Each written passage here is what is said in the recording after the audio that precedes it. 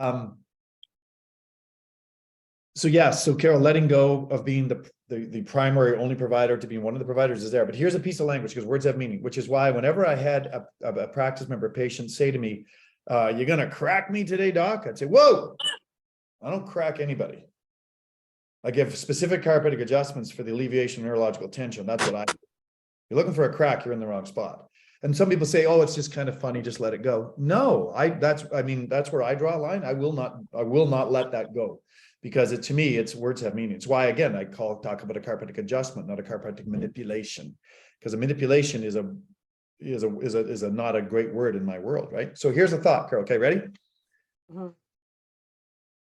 One way to start the process of letting go is to no longer talk about his patients and your patients.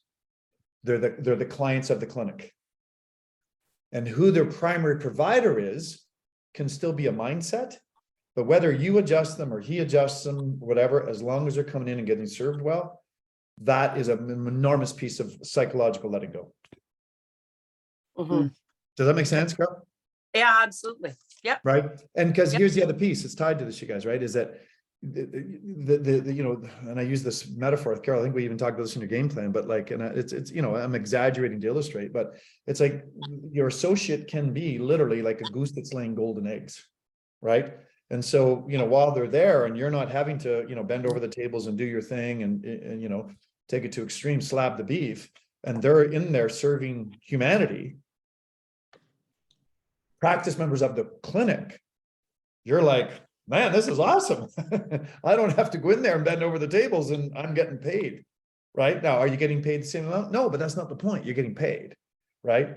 There's a clinic in Burlington, Ontario, outside of Toronto, you guys that I worked with had 6 associate chiropractors and 16 massage therapists, right? Getting paid a lot to have other people provide the services, getting paid for what she knew and who she was and the relationships she built in the community, not just for what she physically did. Right. So food for thought, Carol, on that front. Okay. Mm-hmm. Mm-hmm. But I will offer this, Carol, one other piece.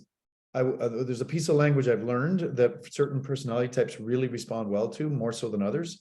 Like a driver personality, what I'm about to say wouldn't maybe respond as well, but like expressives and amiables definitely do. When you hear a story like that and you're feeling like, I'm kind of like this, the authority figure, the senior here. Like I should say, like, I should be like Confucius and say something so meaningful now, right? And you know what? I've just learned, you guys, the hard way, because sometimes I don't feel like I'm all that terribly bright. It's just listen. That's all they want you to do is listen, right? And if you say anything, here's what to say, Carol. I'm sorry you had to go through that, or I'm sorry you had to experience that, right? That language, you guys, has served me so well. And who's one of my greatest teachers in life? My wife, who's a very amiable personality. And it's like she just wants to know that I care and I'm listening, right? And then if there's anything to say, it says, I'm really sorry you had to go through that. I'm sorry you were experiencing that or had to experience that, right? That just really seems to validate the connection, which is really what, people that are in those more willing to share their hearts and souls with people side of the personality profiles, the amiables and expressives, more apt to respond to that. And a driver will kind of brush you off and go, yeah, whatever. But really they're going like, thanks, right? So good piece of the puzzle, Carol, for sure. Any other direct